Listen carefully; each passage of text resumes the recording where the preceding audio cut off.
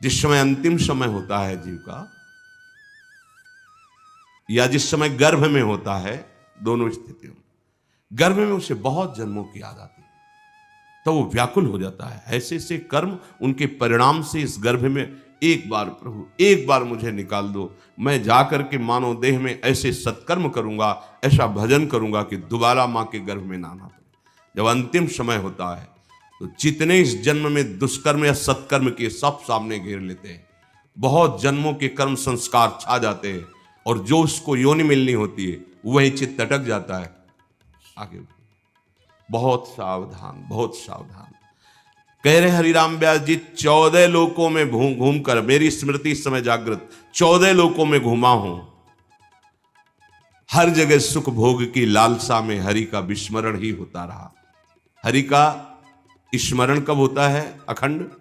जब लौकिक सुखों की, भोगों की चाह खत्म हो जाती है। होगी कैसे? भगवान नाम जप से। हरि का विस्मरण कब होता है? जब किसी भी भोग में महत्व करके भोग रहे होगे, उस समय हरि, और अगर हरि स्मरण है तो उसमें सुख नहीं मिल सकता, क्योंकि सत्य प्रकाश तुम्हारे साथ है। इसीलिए बड़े भाग्यशाली जन हैं जो रात दिन नाम का पहरा बैठा लिए हैं। रात दिन नाम, उठे बैठे चले फिरे खाए पिए सब क्रियाएं हो रही, और भगवत स्मरण परायण, बड़े महत भाग्यशाली। ये जो लोग कहते हैं ना, नाम में रुचि नहीं हो रही, नाम चल नहीं रहा, भाई सिद्ध तो नहीं हो गए ना। रुचि तो भोगों में है, अब नाम अरुचि पैदा करेगा भोगों में, फिर नाम में जब रुचि आएगी तो नामी का रूप झलकेगा। धैर्य पूर्वक जपिए। 14 भुवनों में घूम आया, इसी स्वार्थ ने सुख भोग की लालसा ने हरि विस्मरण कराया। हरि विसरायो। करोड़ों ऐसे अपराध किए जन्म जन्मांतरों में, जिन्हें ब्रह्म हत्या कहते हैं, पंच महापाप कहे गए हैं। कैसी बुद्धि मलिन हो गई है कि इन पंच महापापों को हम मनोरंजन समझते हैं, सुख का साधन समझते हैं। मदिरा पीना, पर स्त्री गमन करना, द्वित कीड़ा, हिंसा, स्वर्ण चोरी, ये 5 महापाप है। बोले हम तो हिंसा नहीं करते। अगर मांस खाते हो तो हिंसक ही हो, वही दंड मिलेगा जो हिंसा करने वाले को मिला है। वैसे जैसे कोई गौ हत्या करता है और आप मांस खाते हैं, तो बिल्कुल वही हत्या आपको प्रताड़ित करेगी, आपको जलाएगी, आपका नाश करेगी। कोटि गाय ब्राह्मण मारे को ताप पाप उपजायो। ब्रह्म हत्या जैसा पाप लगता है। देखो कैसी मलिनता है। इसको हम आनंद समझते हैं, मनोरंजन समझते हैं। यह है भारी विपत्ति संपत्ति की। बहुत बहुत सावधान। यह ऐसा धुआं उठा है कलिकाल का, मलिनता का, कि पापाचरण में रति है। जैसे निष्ठावान धर्मात्मा पुरुष धर्म से विचलित नहीं हो सकता, ऐसे ही हम अधर्म निष्ठा वाले बन रहे हैं। स्वागत में तो मदिरा ही प्रधान हो रही। कैसा कैसा बुद्धि काम नहीं कर रही। कैसे मंगल होगा, कैसे सुख होगा, जिसे शास्त्र के रचयिता भगवान स्वयं श्री कृष्ण द्वैपायन व्यास देव जी वो कह रहे हैं। ये पंच महापाप है, ये ब्रह्म हत्या के समान है। कैसा कैसा मनोरंजन। मित्र मिले, क्या स्वागत में मदिरा रखी जाए, और बहुत भाई धनी है, ऐश्वर्यवान, तो मांस भक्षण और व्यभिचार, मनोरंजन के लिए द्वैत कीड़ा, दूसरों का धन अपहरण करना, हिंसा करना स्वभाव। क्या हो रहा है? बोले पाप ताप उपजायो, भारी ताप। कल जो है किसी को पूरी चमड़ी सड़ रही है, पूरी चमड़ी, चिल्ला रहे, पूरी चमड़ी उधेल रही, खून रक्त ऐसे मक्खियां भिनभिना रही। क्या हुआ? कर्म बिगड़ गया, मानव देह मिली, जीना मुश्किल है, प्रतिपल आह। अब जब तक जिए तब तक वो चीखता रहेगा। अर्थ नहीं है औषधि के लिए, कोई पास नहीं जा रहा है। कैसे आप समझो, जब कर्म अपना दंड देना प्रारंभ करेगा तो कोई तुम्हारी रक्षा नहीं कर पाएगा। बात समझो। हरिराम व्यास जी कह रहे हैं, कोटि गाय ब्राह्मण मारे को, ताप पाप उपजायो। आप देश विदेश घूम रहे, आप मांस भक्षण कर रहे हैं, क्या आपको ये जानकारी है कि विधर्मियों ने तलवार की नोक पर उसको पवाने की चेष्टा करते थे तो गर्दन कटवा लेते थे जन, पर उसको कभी जबान पे नहीं रखा, ऐसे चीर दिए गए, स्वीकार कर लिया, पर उन्होंने उसको रख। आज तुम पैसे देके खाते हो, तुम जानकारी करते हो कि जो तुम देश विदेश से घूम रहे हो, गर्दन उतरवाना स्वीकार कर लिया पर चखा नहीं।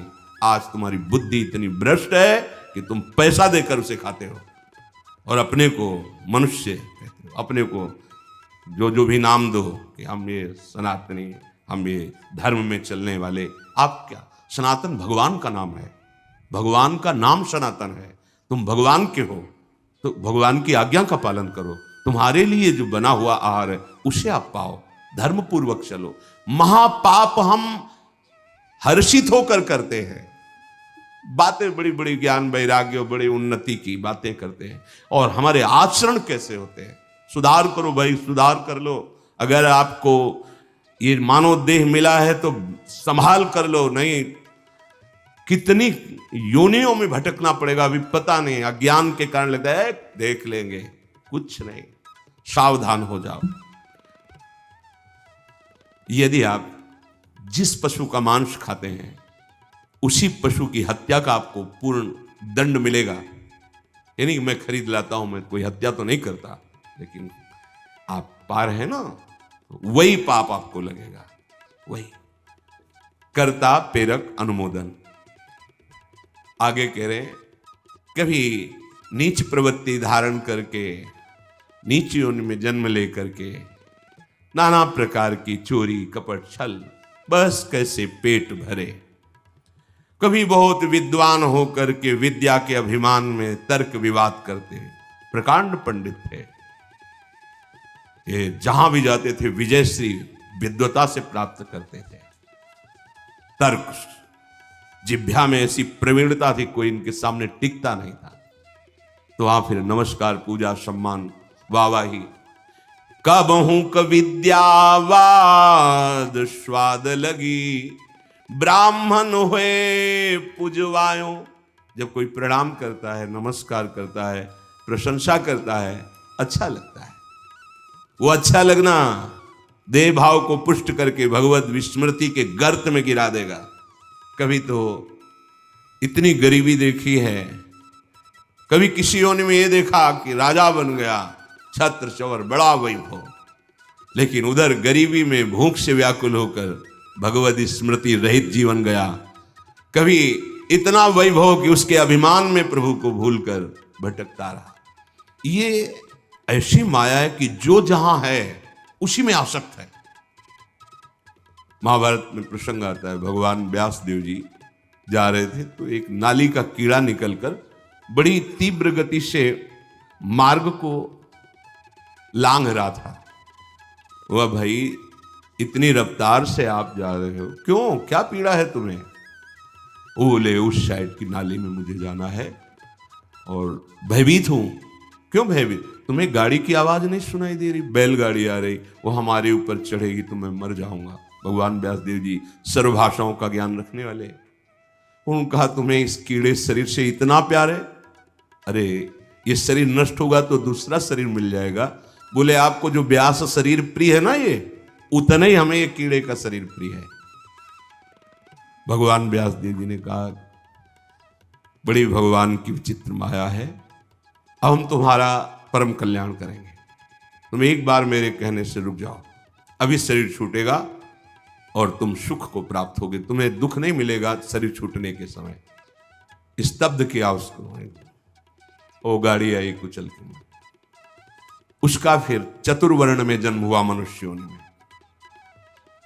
वो जब नवयुवक हुआ तो अपने इन्हीं सब कार्यों में, जो चतुर्वर्ण के कार्य, उसी में मगन गए भगवान व्यास जी। बड़ा बड़ा प्रसंग है, मुझसे छोटा करके। भाई तुम कौन हो? ना परिचय, मैं अमुक हूं। नहीं नहीं, तुम्हें याद है?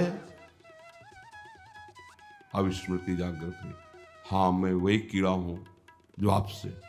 तो देखो तुम फंस गए ना फिर यहां, जैसे तुम्हें कीड़े का शरीर प्रिय था ऐसे तुम ये इस शरीर में, नहीं नहीं इसको भी छोड़ो। भगवान व्यास देव जी ने वो शरीर छुड़वाया। क्रम से वो प्रथम वर्ण में जब ऐसे राजा बना, तृतीय वर्ण ओ चवर डुलाए। तुम्हें याद है हर वर्ण में उसका जन्म हुआ क्रम से, तुम्हें याद है? हाँ मैं चक्रवर्ती राजा हूं, मेरा है भाई वो, मुझे स्मृति नहीं नहीं तब पूर्व, हाँ मैं नाली कीड़ा था, मैं ये समझो। भगवत स्मृति धारण करो, इस पे राग मत करो। वहां से त्याग करा है। जब प्रथम वर्ण में जन्मा वो अपने कार्य में विद्वान होकर ऐसे वो पुरोहिता, फिर भगवान व्यास देव, तुम्हें याद है शास्त्र याद है ये सब नहीं, पूर्व स्मृति याद है, पूरी याद कर। हाँ अब एकांत वन सेवन कर और मैं जो ब्रह्म विद्या का उपदेश कर रहा हूं उसको धारण कर, तो परम पद को प्राप्त हो। उसमें दिखाया कि जिस शरीर में जीव जाता है उसी को ऐसा मानता है ये मेरा है, और मानो पहली बार मैं इस सृष्टि में आया हूं, सब भूल जाता है और जो उसके सामने परिवार भोग उसी में आसक्त होकर उसी का चिंतन करके, ये बहुत काल से चल रहा है। जब भगवत प्रताप से स्मृति जागृत हुई तो कह रहे हरिराम व्यास जी कि कभी मैं नीच वर्ण में जन्मा तो नाना प्रकार के नीच कर्म करता रहा, कभी उच्च वर्ण में जन्मा तो बस यही वाद विवाद और तर्क प्रणाम नमस्कार, इसमें पूरा जीवन विस्मरण कर दिया हरि का। कभी मैं बहुत गरीब हुआ तो घर घर पेट पालने के लिए उनकी जूठन खाई, कभी सिंहासन पर बैठकर राजा हुआ, छत्र चवर डुल रहे, भूल गया ऐश्वर्य में प्रभु को। कबहू का कंचन कामिनी लगी, रन दूल्हा बिरद बुलायो, कबहू क विषयी विषयन कारण, घरि तज मूड मुड़ायो। ऐसे नाना धर्म कर्म करी, जन्म जन्म डहकायो, अब कै रसिक अनन्य निव्यास ही राधा रमण दिखायो। कभी कंचन में आसक्त, कभी कामी में आसक्त, बड़ी दुर्दशा हुई, हर जगह विनाश को प्राप्त होता रहा। कभी विषयों का संग करके विषय भोग को ही सुख समझा, कभी बहुत अपमानित हुआ, बहुत दुखित हुआ तो एक मार्ग दिखाई दिया कि ये सारी सुख सुविधाएं संत बनने में हैं। तो नारी मुई घर संपत्ति नासी और मूड मुड़ाए भय सन्यासी। तो बोले घर तज मूड मुड़ाए, लक्ष्य भगवत प्राप्ति नहीं है, धोखा, अपने साथ बहुत बड़ा धोखा, आडंबर नाटक नहीं, दम्भ पाखंड का मार्ग नहीं, सत्य का मार्ग है। हमसे चूक हो जाए तो सुधारना है, लेकिन हमारा लक्ष्य है सत्य मार्ग। अगर लक्ष्य सत्य मार्ग नहीं और यह है कि बढ़िया खाने को मिलेगा, कपड़ा मिलेगा, प्रणाम नमस्कार भेंट, बहुत बुरी दशा है, बहुत बुरी दशा है। आप अपने धर्म से गए, गृहस्थ धर्म का आचरण त्याग कर दिया और व्यक्त धर्म को स्वीकार नहीं किया, तो ऐसे न वैसे रहे मजरेढ़ो, पाछलियो जी भई निर्भाष। क्या हुआ? जीवन व्यर्थ चला गया, अपराध बन गए। अगर लक्ष्य भगवत प्राप्ति नहीं और वेश धारण किया तो पापाचरण निश्चित होगा, पाखंड निश्चित होगा, दंभ निश्चित होगा और उससे दुर्गति होती, सिर्फ दुर्गति, कहीं कोई गुंजाइश नहीं है। ये वेश ऐसे नहीं धारण करना चाहिए। ये देख करके यहां आप चलो बाबा जी बन जाते हैं, तो कह रहे घर तजी मूढ़ मुड़ायो, चल बड़ी सुख सुविधा है, ठीक है तुम बाहरी फिर मन और इंद्रियों का विलास, इसको रोक पाओगे? इसको सत्य वस्तु के आश्रय से रोका जाता है, सत्य चिंतन से रोका जाता है। भोग विलासिता पर लक्ष्य करके निकलोगे तो नष्ट हो जाओगे।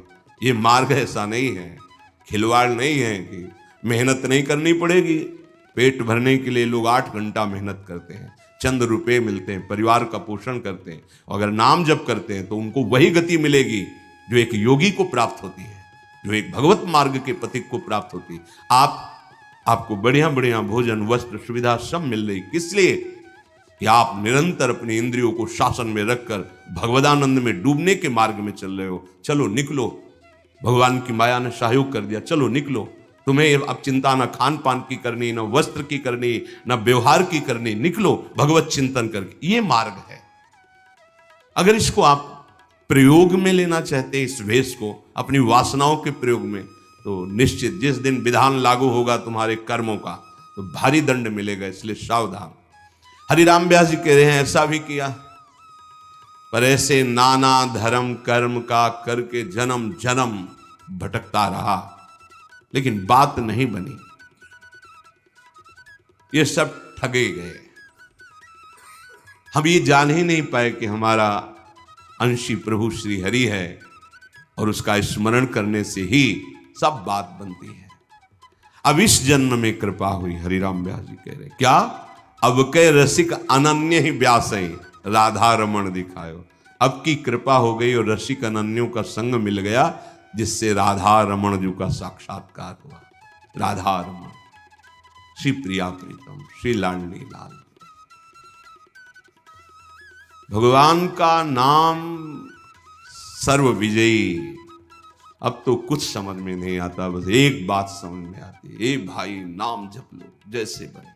हृदय से कह रहा हूं, हृदय से साफ सुधर जाएगी, साफ क्षमा हो जाएगा, परम पावन हो जाओगे।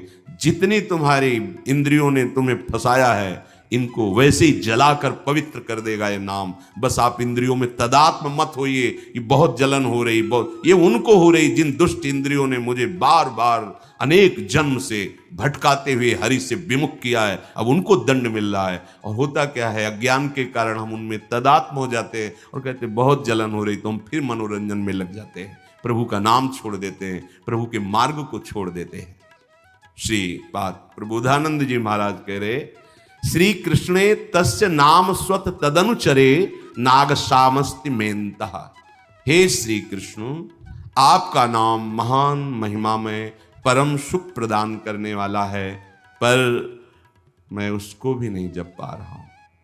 देखो, जैसे तुम बंधन में पड़े हो दुश्मनों की, तो वो शांत हैं लगभग, और जहां देखा ये बंधन छुड़ाने की चेष्टा, टूट पड़ेंगे ऊपर। ऐसे ही जहां तुम इस भव समुद्र से निकलने की चेष्टा करते हो, एकदम हर दोष प्रकट हो जाता है। दूसरों पर दोष दृष्टि करना, निंदा करना, नाना प्रकार की कामनाओं की भीड़ लग जाना, वो उपासक तभी निकल सकता है जब किसी भगवत प्रेमी महात्मा का सानिध्य हो। क्योंकि इन सब प्रपंचों को दबाने के लिए सत्संग बहुत बड़ी सामर्थ्य है। रोज नया उत्साह, रोज नया बल, रोज नई उमंग जागृत करता है। तभी बिनु सत्संग न पावई प्राणी, बिना सत्संग के पर यही सर आवत अति कठिनाई, राम कृपा बिनु आई न जाई। देखो, जहां जहां भी सत्संग के शब्द मिल रहे हैं जिन जिन को, वो बड़े भाग्यशाली हैं। बस हमको संभालना है। ये भ्रमात्मक भ्रम पैदा करके जो क्रियाएं करवा रही माया, इसमें सुख है, इसमें सुख है, भगवत प्रसाद का आश्रय लो, इस भ्रम को मिटाओ, कहीं सुख नहीं है। ये अधर्माचरण और गंदा करता चला जाएगा हृदय को। श्रीमद वृंदावन त्वाश्रय मगति गतिम त्वकेलाम त्वयि सद्धि ही। हे वृंदावन धाम, मुझ निराधार के तो आप एकमात्र आधार हो। मैं बस एकमात्र आपकी शरण ले लिया है, आप मुझे आश्रय दीजिए। मैं एकमात्र आपकी शरण ले लिया। धाम बहुत कृपालु है, ये निश्चित कृपा करता है, निश्चित। पर ये किम कुर्याम कुत्रयायाम यदिवत भवेत तद भवत्वेव कामम। मैं क्या करूं, कहां जाऊं, ये सब छोड़ दिया है। अब क्या करूं, कहां जाऊं, यद्यपि मैं ऐसा हूं, त्यक्ता सर्वोपि धर्मो हरिहरि न मन्यत त्यक्त मेकम विकर्म। मैं ऐसा धर्मी हूं कि सब धर्म ने मेरा त्याग कर दिया है, एक भी पापाचरण में त्याग नहीं कर पाया हूं। ना श्री कृष्ण का नाम जप पा रहा हूं और ना श्री कृष्ण के दासों पर निर्दोष भाव कर पा रहा हूं। यद्यपि मैं ऐसा हूं, पर मैंने आपका आश्रय ले लिया वृंदावन धाम। अब मैं ये भी छोड़ रहा हूं कि मुझे क्या करना चाहिए, क्या नहीं करना चाहिए, क्या करूं, कहां जाऊं। अब आपकी शरण में हूं, अब आप संभाल लेना। बस संभाल